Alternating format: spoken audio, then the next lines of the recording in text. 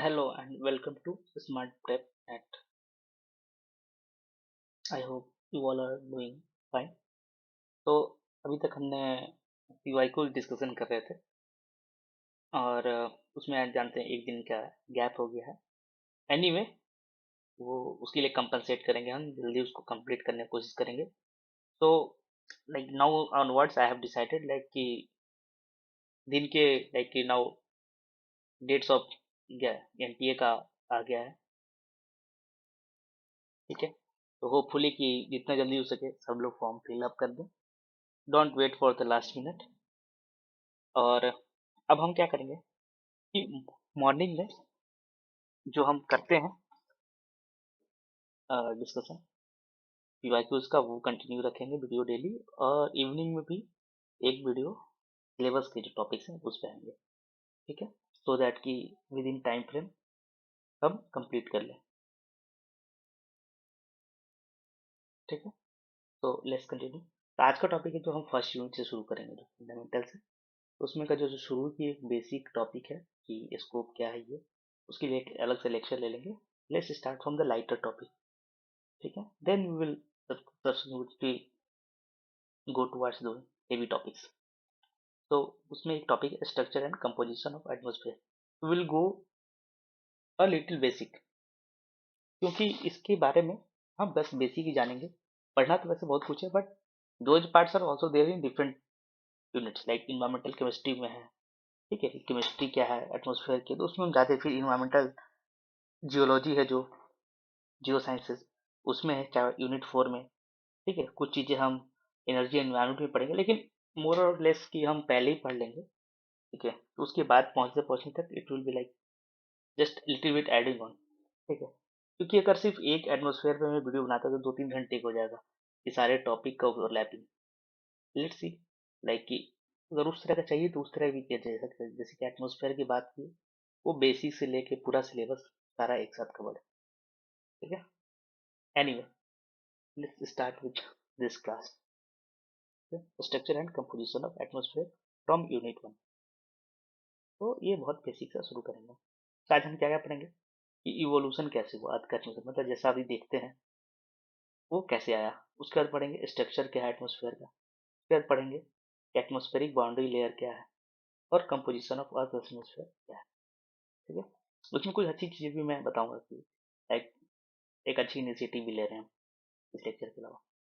Evolution of earth atmosphere, तो ये बहुत जरूरी है। यहाँ से क्वेश्चंस भी आ चुके हैं नेट पे, और भी यहाँ पे बहुत सारे भी क्वेश्चंस बनते हैं जो पूछे नहीं गए हैं, तो इन सब्सिक्वेंट एग्जाम्स में पूछे जा सकते हैं, ठीक है। तो ये बहुत सारे ट्रांसफॉर्मेशन है हमारे प्लानट में। जब से हम अर्थ एग्जिस्टेंस में आया है तब से अब तक बहुत कुछ बदला है। तो उसको हम थोड़ा स्ट्रक्चर में डिवाइड करेंगे। तो पहला है ये प्राइमोडियल एटमॉस्फेयर, ये पहले कैसा था एकदम शुरू शुरू में।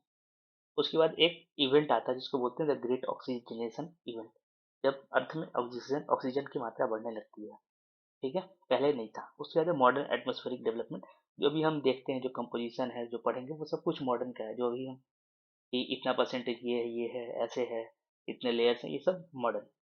तो 540 मिलियन ईयर से अब तक है।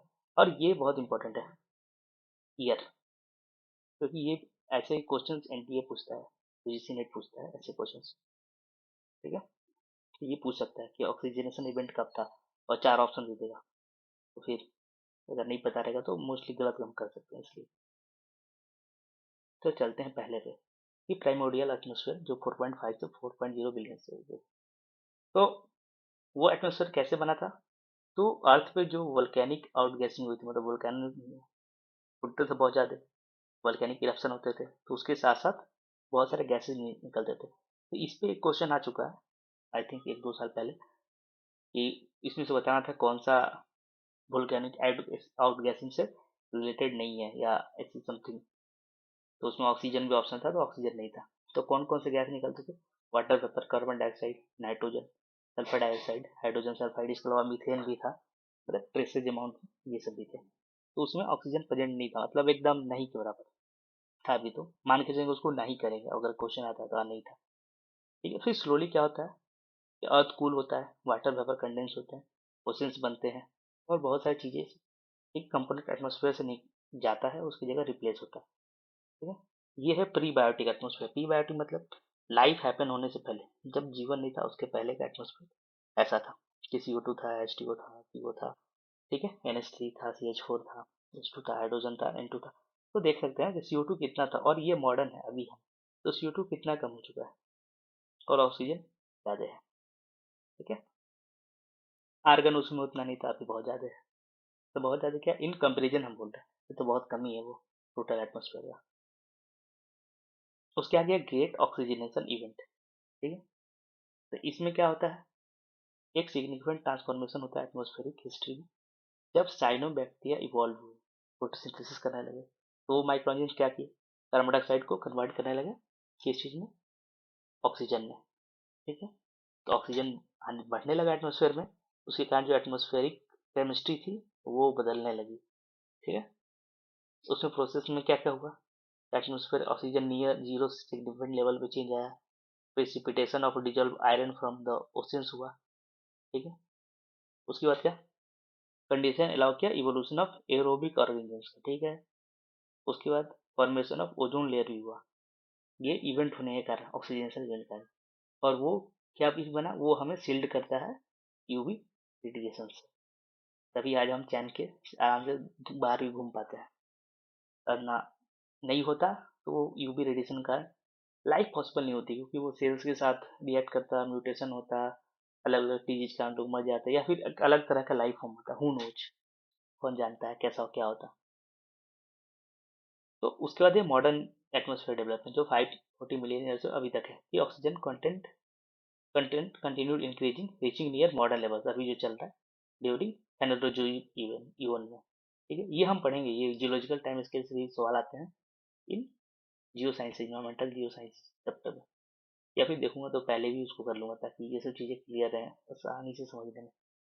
फिर क्या हुआ, उसमें कोलोनाइजेशन होने लगा, लैंड प्लांट्स एनिमल्स सब आने लगे, कार्बन साइकिल बना जो हम आज जानते हैं, जैसे फिर ऑक्सीजन ऑक्सीजन का एक बैलेंस स्टेबलाइज हुआ कि हाँ इतने परसेंट ऑक्सीजन, इतने परसेंट नाइट्रोजन रहेगा, 78 और 21 और 20.6 जो भी हम करते हैं उसकी बातचीत। अब आगे चलते हैं एटमॉस्फेरिक स्ट्रक्चर के बारे में, वो बेसिक हो, वहाँ से सवाल बन सकते हैं। ठीक है, क्योंकि पहले भी आ चुके हैं इसलिए चांसेस है, बहुत ज़्यादा नहीं जानना उसके डेप्थ में। ठीक है, पूरे प्रोसेस के बारे में बहुत नहीं पढ़ना है। ठीक है, लेकिन उससे सवाल आए हैं, उस तरह के सवाल फिर से आ सकते हैं। एटमॉस्फेरिक स्ट्रक्चर, तो एटमॉस्फेयर क्या है, गैसेस लेयर है अर्थ। ठीक है, और दूसरा डिवाइडेड इंटू डिस्टिंक्ट लेयर है। जो एटमॉस्फेयर का ये लेयर पड़ता है ना, ट्रोपोस्फेयर, स्ट्रेटोस्फेयर, मेसोथर्मिक, ये टेम्परेचर ग्रेडियंट पर आधारित है। ठीक है, ये हमेशा याद रखेंगे, ये आ सकता है सवाल कि किस चीज़ पर आधारित है, तो टेम्परेचर ग्रेडियंट के आधार। तो ट्रोपोस्फेयर है, स्ट्रेटोस्फेयर है, मेसो है, थर्मो है, एक्सो है, ये हमारे लेयर्स है। आगे चलते हैं, तो डिस्टिंक्ट लेयर बना है टेम्परेचर ग्रेडियंट के आधार। पहला क्या है, ट्रोपोस्फेयर। ठीक है, इससे रिलेटेड में बहुत ही अच्छी चीज़ है, ये पूरे चैप्टर से रिलेटेड, मतलब आने वाले सब्सक्रिप्शन जो भी यूनिट्स जो भी मैं पढ़ाऊंगा उससे रिलेटेड एक अच्छा, बहुत ही मैं तो कोशिश करूंगा कि अपने साइड से जितना ईजी हो सके ये पेपर एग्जाम हो सके, in that direction we will work, मतलब अपने साइड से मैं ऐसा करूंगा। तो एल्टीट्यूड क्या है, 8 to 15 किलोमीटर वैरी करता है, 8 अराउंड पोल्स पे, और 15 kilometre, 15 to 18 kilometre around equator पे। ठीक है, वो वैरी कैसे करते हैं, लैटिट्यूड के आधार पे और सीजन। ठीक है, मतलब बहुत ज़्यादा हीटिंग होगी, अगर समर का सीजन है तो हीट होगा तो थोड़ा सा एक्सपेंड करेगा, तो हाइट बढ़ जाएगा। कोल्ड बहुत ज़्यादा रहेगी, जैसे पोल्स बहुत को तो वहाँ पे कम हो गया। उसके बाद दूसरा इसमें कारण है जो हमारा अर्थ का शेप है, या फिर रोटेशन ऑन अर्थ के साथ जो बल्जिंग इफेक्ट होता है। तो बल्जिंग इफेक्ट जैसे ये सपोज क्या बताता हूँ बेटर, ये अर्थ रोटेट कर रहा है, ऐसे मान लीजिए, ऐसे ये रोटेशन है, उसके कारण क्या होता है कि बल्जिंग इफेक्ट आता है, मतलब जो मास होता है हल्का सा ऐसे, अर्थ हमारा है सेंट्री, ऐसे है हमारा अर्थ थोड़ा सा से बल्ज हुआ पड़ा सेंटर में, ये हमारा इक्वेटर है। तो यहाँ पे इसीलिए हाइट जो होता है एटमोसफेयर का थोड़ा ऐसे बनता है।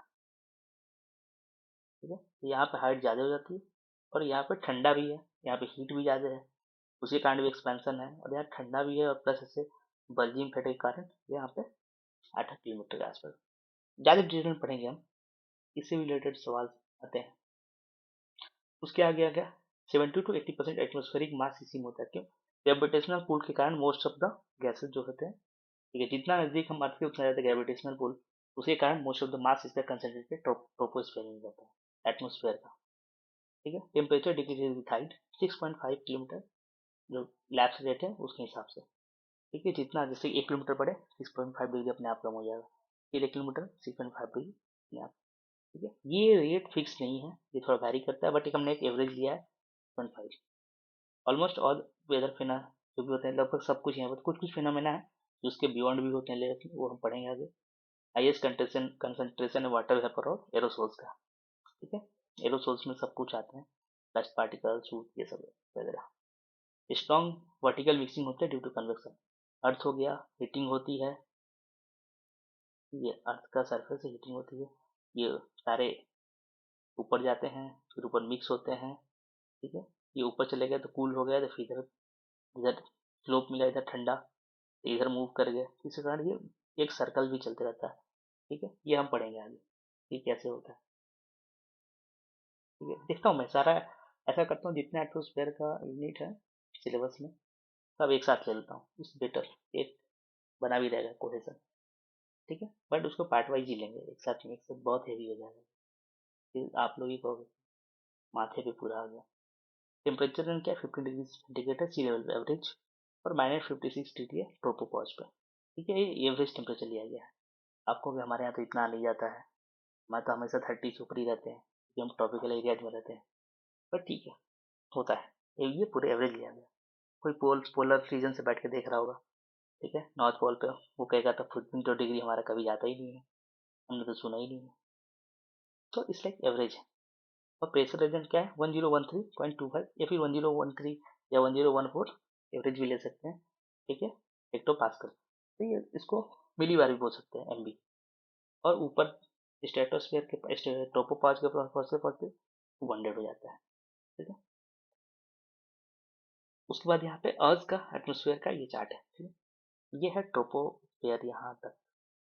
ठीक है, ये है बीच में थोड़ा सा ट्रोपोपॉज। तो यहाँ से टेम्परेचर क्या हो रहा है, ये टेम्परेचर की लाइन है, ये येलो वाली पूरी। तो यहाँ पे एवरेज टेम्परेचर जो ऊपर जा रहा था क्या हो रहा है, घट रहा है। ठीक है, ट्रोपोपॉज में लगभग कांस्टेंट होता है थोड़े का। उसके बाद फिर जैसे ही हम ऊपर जाते हैं तो नेक्स्ट लेयर है स्ट्रेटोस्फेयर। ठीक है, स्ट्रेटोस्फेयर फिर स्ट्रेटोपॉज के पास है। तो यहाँ पे क्या हो रहा है, यहाँ पे स्ट्रेटोस्फेयर में ये टेम्परेचर बढ़ रहा है। क्यों? क्योंकि यहाँ पे ओजोन लेयर में बहुत ज़्यादा यूवी रेडिएशन एब्जॉर्व होने के कारण यहाँ लेयर गर्म हो जाता है।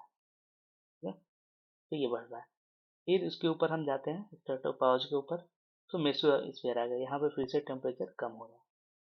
फिर उसके बाद मेसोपॉज आ गया, मेसोपॉज के बाद थर्मोस्फीयर में गया, फिर टेम्परेचर बढ़ने लगा। ठीक है, और ये थर्मोस्फीयर में एक पार्ट होता है आइनोस्फीयर का, और मैग्नेटोस्फीयर यहाँ से बिगिन होता है, उसके ऊपर एक्सोस्फीयर। एक्सोस्फीयर मतलब वहां से और स्पेस में बहुत कम अंतर आ जाता है। ठीक है, और ये क्या है, ये हाइट है,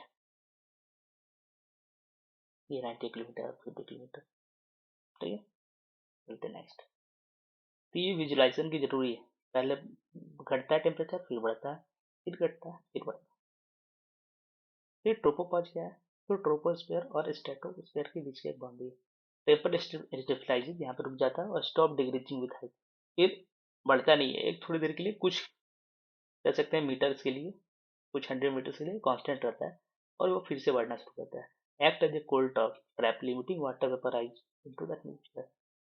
तो क्या करता है, कोल्ड ट्रैप की तरह काम करता है, और इसके बियॉन्ड वाटर जो वेपर है वो राइज नहीं कर पाता। अगर होता है इसके वेपर राइज करना तो सारा वेपर पानी का उड़ जाएगा। ठीक है, वेपर बन के गया स्ट्रेटोस्फीयर में, फिर आगे चला गया, वापस ही नहीं आया। तो ये कोल्ड ट्रैप की तरह करता है, तो वहां तो राइज करके फिर से वाटर वेपर नीचे की तरफ आना पड़ता है उसको क्लाउड बन के।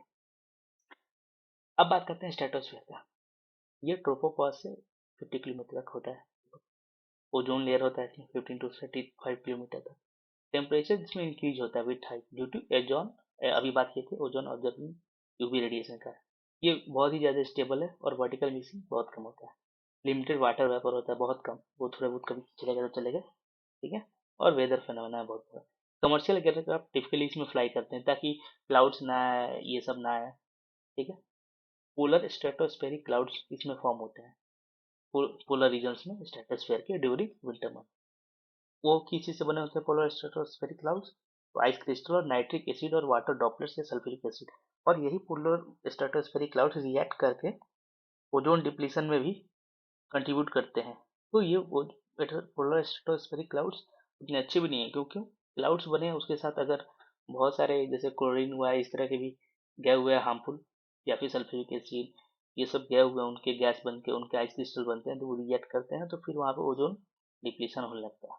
तो वो बहुत बेहतरीन अच्छी बात भी नहीं है, बट बनते हैं। ये हम मेन याद रखेंगे, पोलर स्ट्रेटोस्फेरिक क्लाउड्स बनते हैं कहाँ? स्ट्रेटोस्फेयर में, ठीक है, मोस्टली विंटर मंथ्स में और पोलर रीजन में।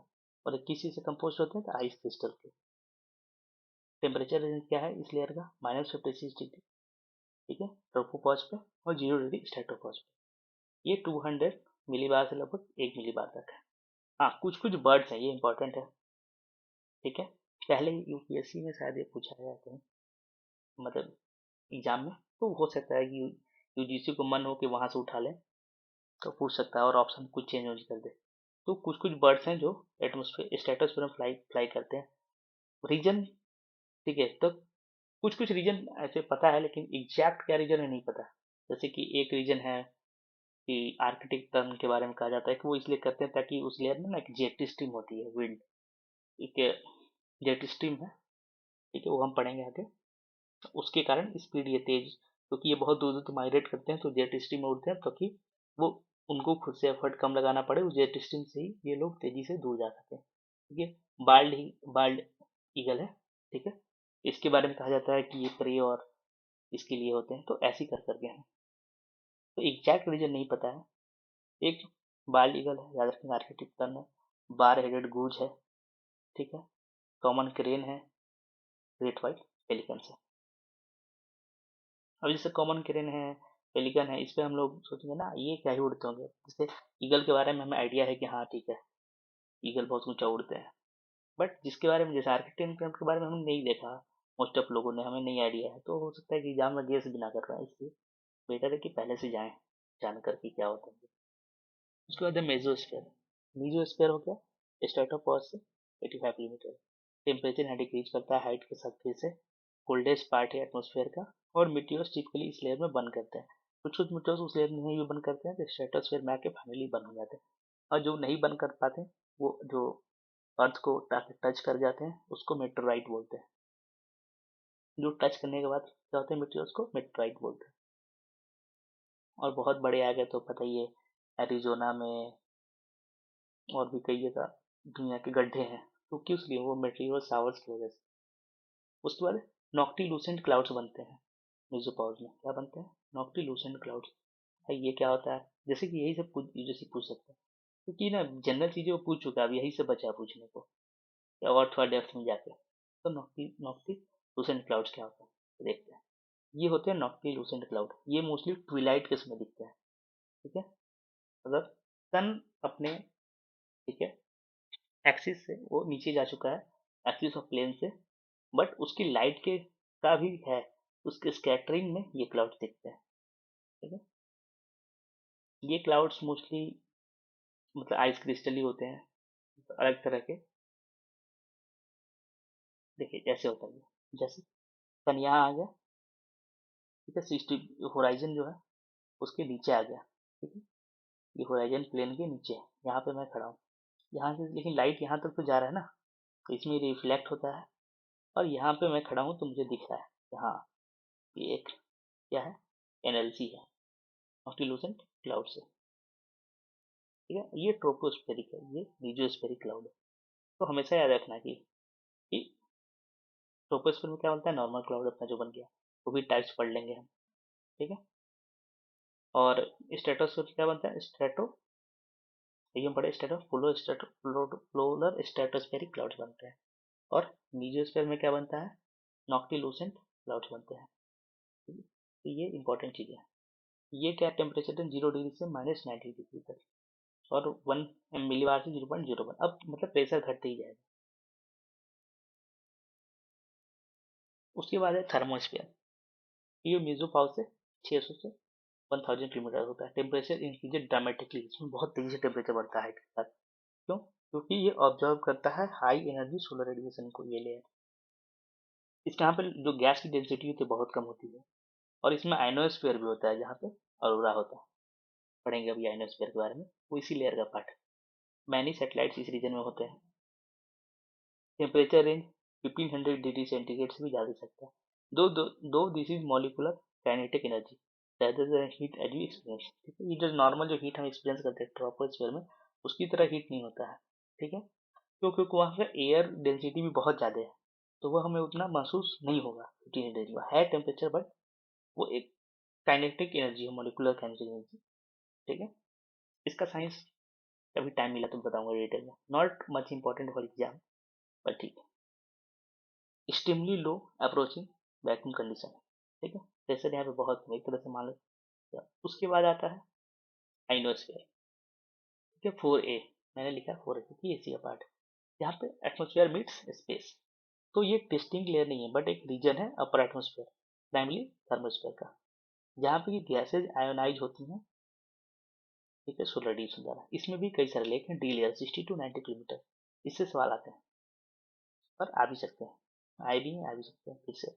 ये लोएस्ट लेवल है D layer, it exist only during day light hours, continuity disappears at night. Radio है मोस्टली ऑब्जर्व है। उसके बाद ई लेयर। ये पूछ सकता है कि डी ई बताइए, और ये मैच द फॉलोइंग दे सकता है, या फिर ऑप्शन में कि 60 to 90 ये। ठीक है, तो 90 to 150 किलोमीटर ये डी लाइट में बनता है, largely despair at night, associated with sporadic E propagation of radio signals. उसके बाद है एफ लेयर, 150 to 800 प्लस हुआ। ये डेंसेस्ट रीजन है आयोनाइजेशन का, separated into F1 and F2 layer. इसका भी F1 F2 होता है during day, but merge at night. दिन में F1 F2 हो गया, बस रात को F2 किस लिए रिस्पॉन्सिबल है? Most high frequency radio wave reflection के लिए। ठीक है, एनोस्फीयर से क्या फायदा है? तो लॉन्ग डिस्टेंस रेडियो कम्युनिकेशन होता है, क्रिएट स्पेक्टिकुलर अरोरा डिस्प्ले। ठीक है, अरोरा डिस्प्ले कम होता है when energetic particles from the solar winds interact with atmospheric gases।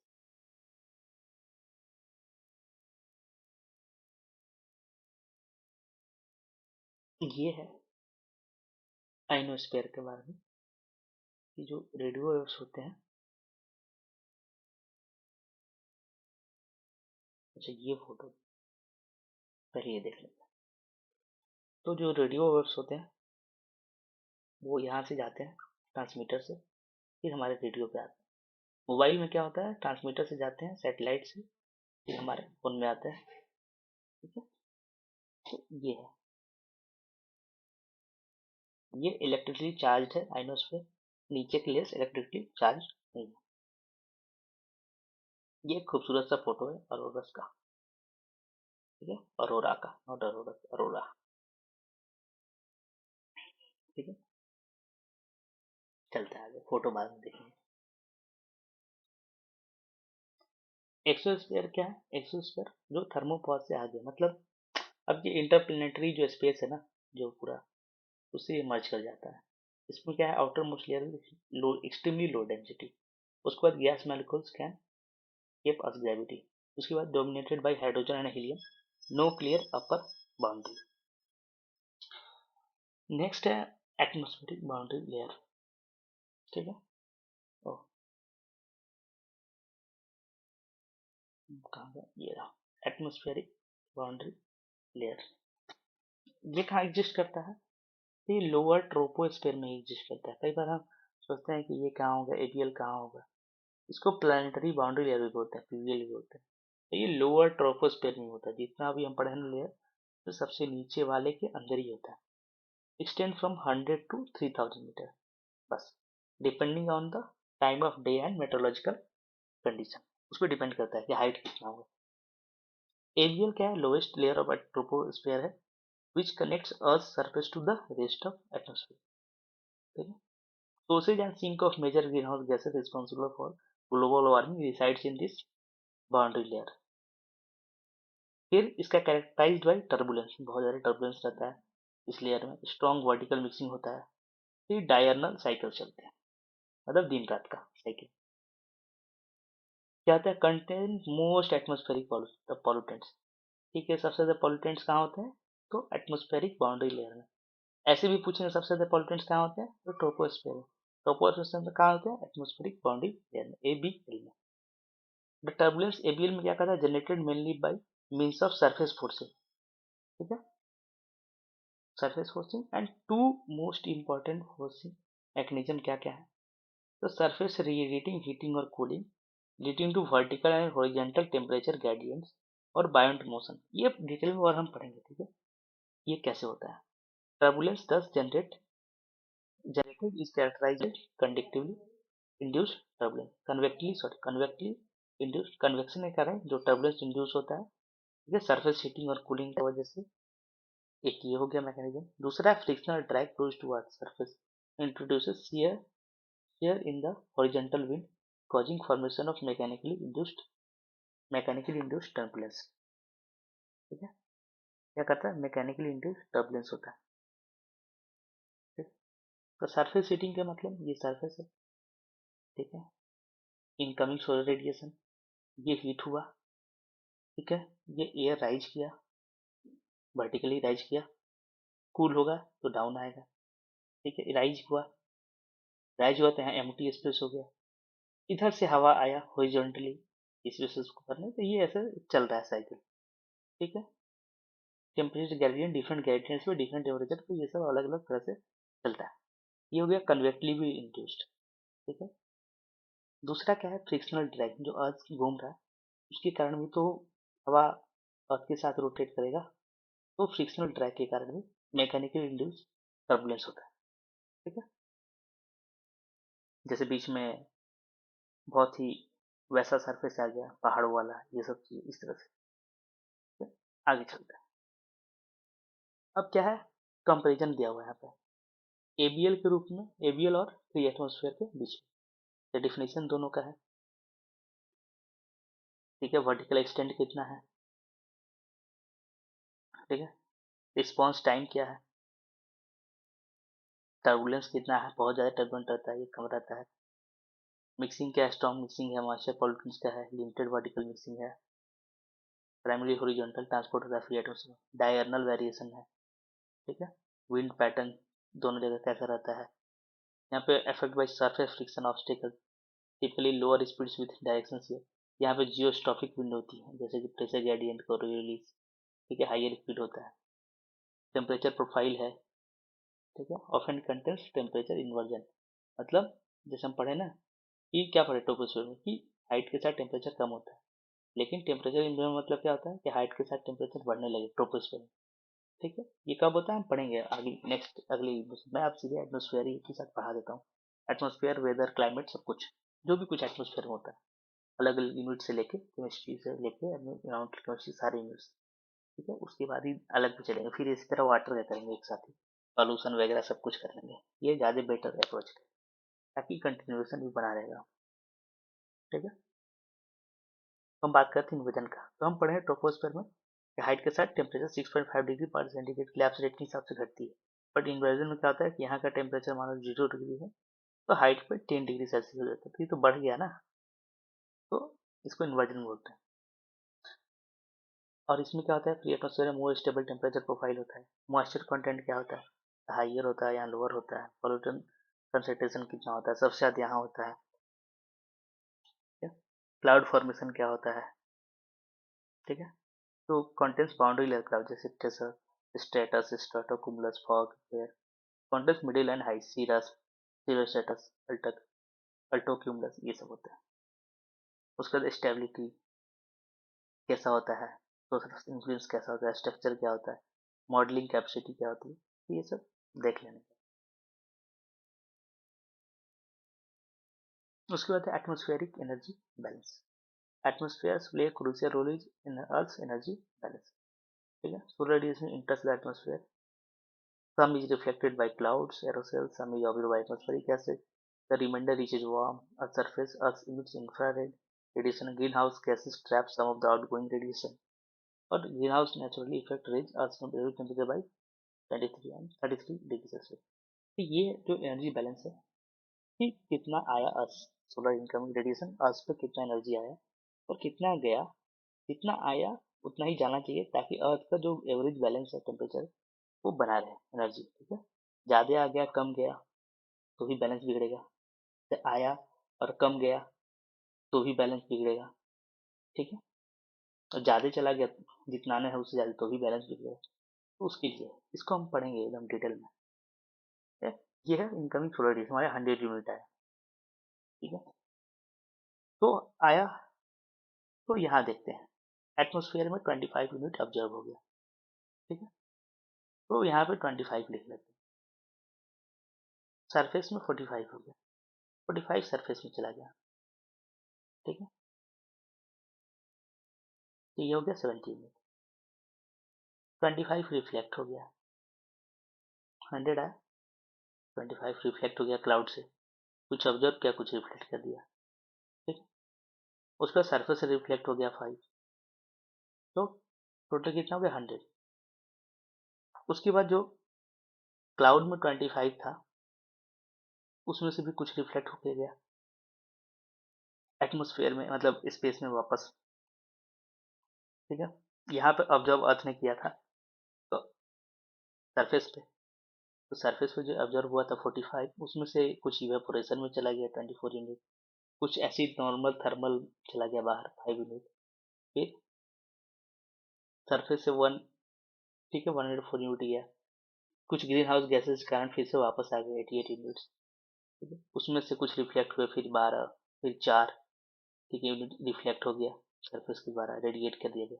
ये अब रेडिएट हो रहा है इधर से, यहाँ पे जो भी हो रहा है रेडिएट हो रहा है। फिर एटमोसफेयर से 66 यूनिट इमिट किया गया।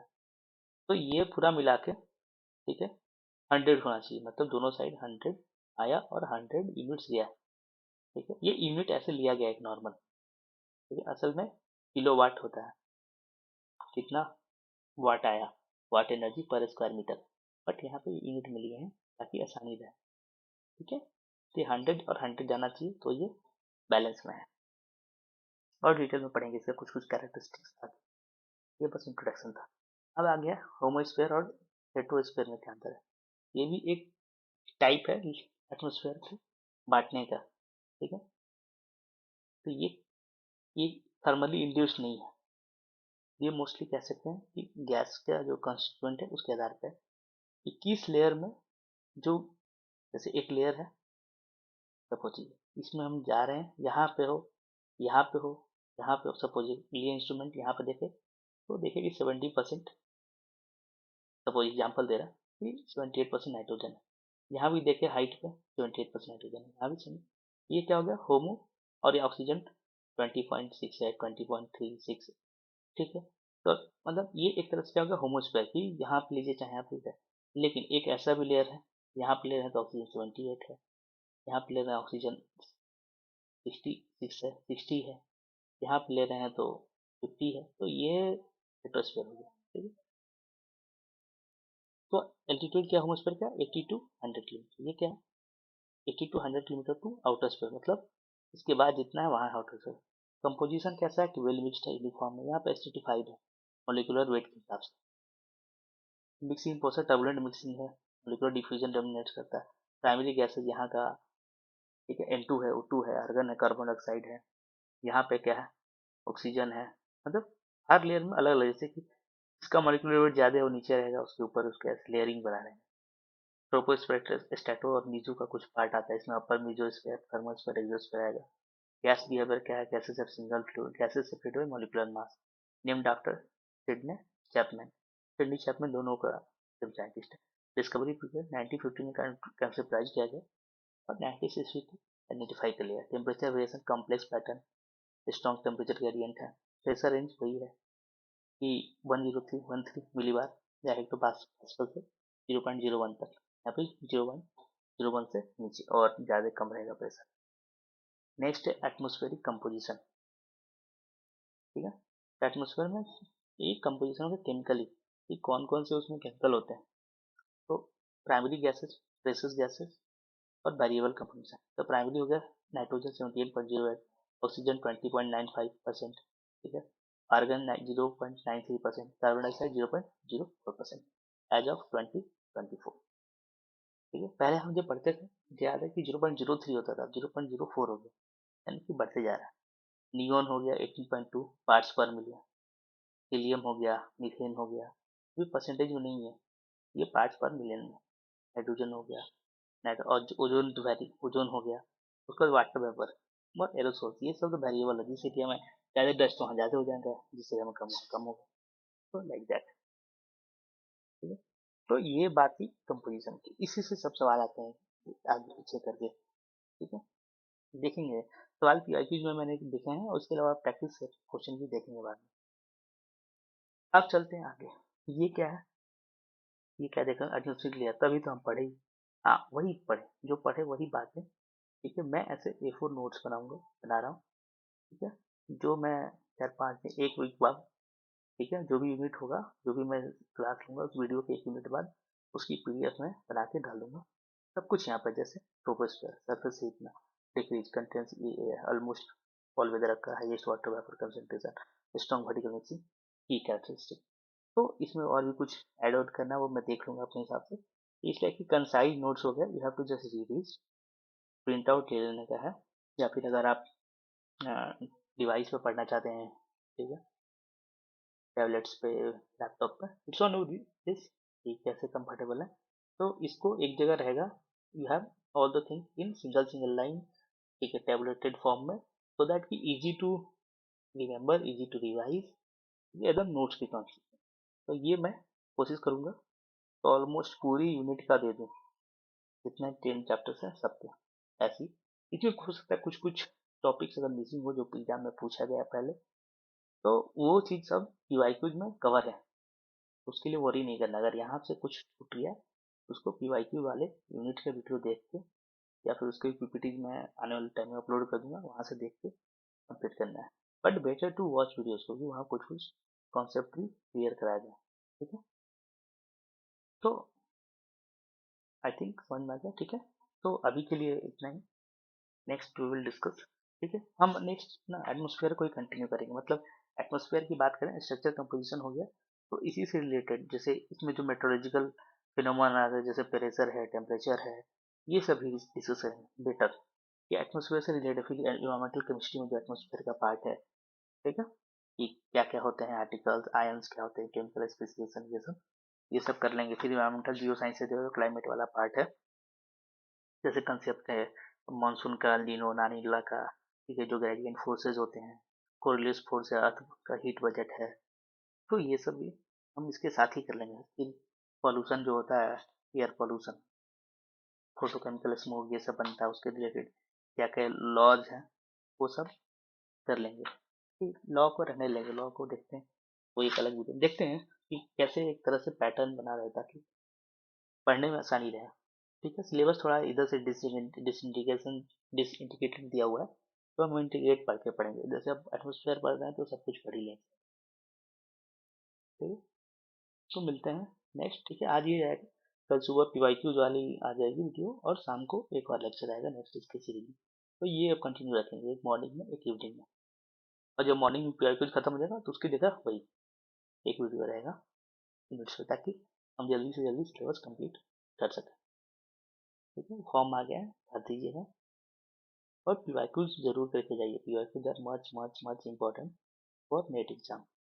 ठीक है, थैंक यू। अगर आपको अच्छा लगा तो लाइक कीजिए, ठीक है, वीडियो को, and share with your friends, and subscribe to channel. मतलब लाइक ही, आप ये देखिए सब कुछ किया जा रहा है, तो प्लीज एटलीस्ट इतना करें, सो दैट कि हमें भी मोटिवेशन मिले आगे कंटिन्यू करने के। ठीक है, thank you, take a good care of your health. ठीक है, हैव ए नाइस डे, और करते रहिए, हो जाएगा। Thank you.